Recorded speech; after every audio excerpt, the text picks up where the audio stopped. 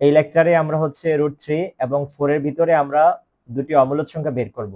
আমরা তো জানি মূলদ সংখ্যা কাকে বলে। মূলদ সংখ্যা হইতেছে যে সকল সংখ্যাকে আমরা কি আকারে প্রকাশ করতে পারি, যে সকল সংখ্যাকে আমরা p/q আকারে প্রকাশ করতে পারি, সে সকল সংখ্যাকে আমরা বলি হচ্ছে তোমার কি সংখ্যা, মূলদ সংখ্যা। মূলদ সংখ্যা যেখানে q কি হতে পারবে না, q কখনো কি হতে পারবে না, শূন্য হতে পারবে না। আর অমূলদ সংখ্যা কোনগুলা, যে সকল সংখ্যাকে আমরা p/q আকারে প্রকাশ করতে পারি না, সে সকল সংখ্যাকে আমরা কি বলি, অমূলদ সংখ্যা বলি। যেখানে q কি হতে পারবে না, q কখনো কি হতে পারবে না, শূন্য হতে পারবে না। q কখনো কি হতে পারবে না, q কখনো শূন্য হতে পারবে না। তো আমরা √3 এবং 4 এর ভিতরে দুটি অমূলদ সংখ্যা কি করতে চাই, বের করতে চাই। আমরা জানি √3 মানে হইতেছে বা এর ভ্যালু হইতেছে 1.7320 ... কারণ √3 হইতেছে একটা অমূলদ সংখ্যা। আর 4 তো জানি 4 একটা কি সংখ্যা, পূর্ণ সংখ্যা বা পূর্ণবর্গ সংখ্যা। 4 একটা হচ্ছে মূলদ সংখ্যা, ঠিক আছে। তো এর ভিতরে আমরা যদি দুইটা অমূলদ সংখ্যা বের করতে চাই, আমি তাহলে একটা কাজ করি, আমি √3 এবং 4 এর ভিতরে ধরে নেই দুইটা মূলদ সংখ্যা কত, অমূলদ সংখ্যা কি, দুইটা অমূলদ সংখ্যা হচ্ছে a এবং কি b। যেখানে a এবং b এর মানটা হবে কিখানে, কতটুকু হবে, সেটা হচ্ছে 1.7320 তো হইতেছে √3 এর মান। তাহলে এর চেয়ে বড়, এর চেয়ে বড় কত হইতে পারে, এর চেয়ে বড় হইতেছে তোমার 1.74 ...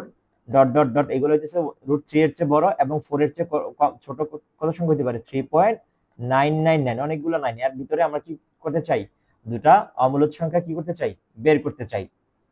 আমি তো ধরে নিয়েছি দুটো অমূলদ সংখ্যা হচ্ছে, একটা হচ্ছে a, একটা হচ্ছে a আর একটা হচ্ছে কি b। তাহলে আমি a এর মান ধরতে পারি √3 প্লাস কত, 3 প্লাস 1।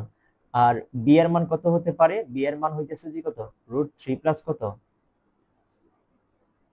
√3 প্লাস 2।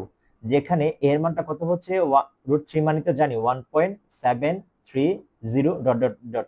মানে সেক্ষেত্রে হইতেছে 2.732 ... অনেকগুলো সংখ্যা আছে, ঠিক আছে।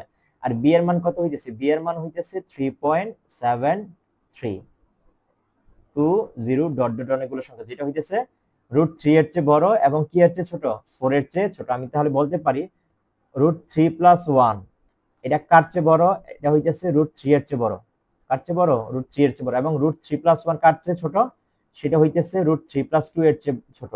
এবং √3 প্লাস 2 কার চেয়ে ছোট, সেটা হইতেছে 4 এর চেয়ে ছোট। তাহলে এখানে √3 প্লাস 1 এবং এখানে √3 প্লাস 2 কি দুইটা হইতেছে আমাদের কি সংখ্যা, অমূলদ সংখ্যা। কিসের ভিতরে, √3 এবং কিসের মধ্যে, 4 এর মধ্যে। তাহলে a এর মানটা হইতেছে √3 প্লাস 1 এবং b এর মানটা হইতেছে √3 প্লাস 2। এখন তুমি যদি 1 2 এর জায়গায় 3 4 কনসিডার করো, তাহলে সেটা হইতেছে সেটার রেঞ্জটা বেড়ে যাবে, সংখ্যাটা বেড়ে যাবে, 4 এর চেয়ে বড় হয়ে যাবে। আবার 1 এর চেয়ে ছোট নিলে সেটা হচ্ছে √3 এর চেয়ে ছোট হয়ে যাবে। এই কারণে আমরা 1 এবং 2 নিয়েছি।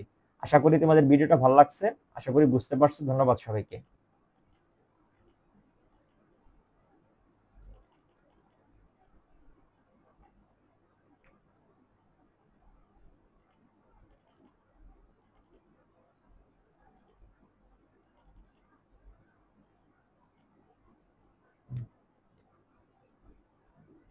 এই মাদার, আরে মাদার, সাউয়া সাউয়া কাজ করে, সাউয়া মাদার।